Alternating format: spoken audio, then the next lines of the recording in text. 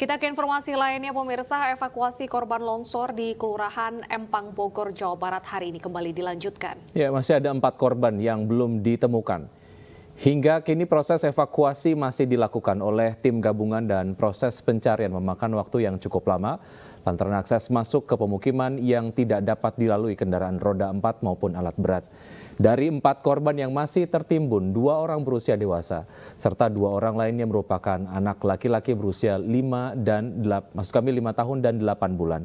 Proses evakuasi pun dilakukan oleh petugas gabungan yang terdiri dari BPBD Kota Bogor, TNI, Polri, Damkar Kota Bogor, SAR Gabungan, dan relawan kemanusiaan.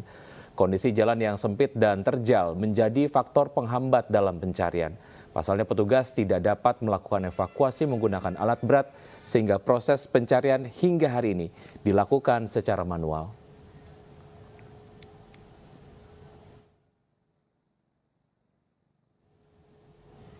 Ya, pemirsa, evakuasi korban tanah longsor di Kampung Sirna Sari, Bogor masih terus dilakukan dan sejak kemarin alat berat tidak bisa masuk ke lokasi evakuasi. Apakah saat ini tim evakuasi masih menggunakan alat seadanya karena ketiadaan alat berat tersebut? Kita akan pantau bersama rekan kami Nata Arman langsung dari lokasi. Selamat siang, Nata. Bagaimana kabar terbaru terkait proses evakuasi korban longsor? Apakah sudah ada alat bantu yang lebih memadai? Ya, Wiki, data dan juga pemirsa dapat kami sampaikan pasca terjadinya insiden longsor pada tanggal 14 Maret 2023, tepatnya pada malam hari sekitar pukul 11 malam, yang mana hingga dengan saat ini di hari kedua masih dilakukan proses pencarian dari korban yang masih tertimbun longsor sebanyak 4 orang. Dan dapat kami saksikan juga di belakang saya ini pihak personil gabungan TNI Polri, kemudian dari Basarnas, kemudian dari pemadam kebakaran masih terus melakukan evakuasi secara manual lantaran medan yang sulit untuk dilalui kendaraan roda 4 maupun alat berat, sehingga dilakukan secara manual dengan alat seadanya. Namun saat ini sudah dibantu dengan air, serta semburan air dari pemadam kebakaran untuk melunakkan dari material-material ataupun tanah-tanah longsor agar bisa dikeruk seperti itu untuk menyembuhkan keempat jenazah yang masih tertimbun. Dan memang sebanyak 11 orang ini selamat, kemudian 2 orang meninggal dunia, dari dewasa 1 orang, kemudian usia balita atas nama Alfandi usia 2 tahun meninggal dunia.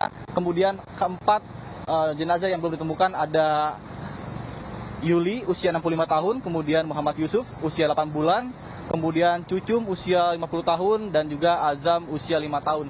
Bahkan tidak hanya itu, pemirsa, dapat kami sampaikan bahwa dampak dari longsor juga mempengaruhi aktivitas perjalanan kereta api Bogor maupun Sukabumi, yang mana karena longsor tersebut sehingga jalur kereta api yang sisi sebelah kiri dari tempat saya melaporkan ini menggantung sehingga tidak bisa dilalui oleh kereta api. Namun tadi pihak kereta api Indonesia, Kabak Humas Eva Indonesia mengatakan bahwa untuk sisi sebelah kanan yang jauh dari lokasi longsor ini masih bisa dilakukan perjalanan, namun tidak seperti normal yang mana biasanya 6 kereta api yang melintas, namun saat ini hanya 5 kereta api saja yang melintas. Demikian data, saya kembalikan pada Anda di studio.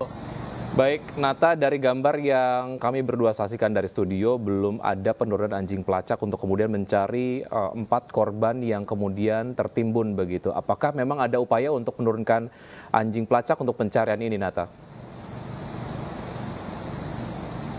Ya, Wiki, berdasarkan informasi yang kami peroleh dari lapangan, sejauh ini memang belum ada upaya penurunan anjing pelacak. Namun apabila nantinya proses pencarian masih belum juga berhasil untuk ditemukan, maka besar kemungkinan akan dilakukan dari bantuan anjing pelacak. Namun sampai saat ini pun masih belum ada konfirmasi lebih lanjut dari pihak polisian kawasan Bogor Kota.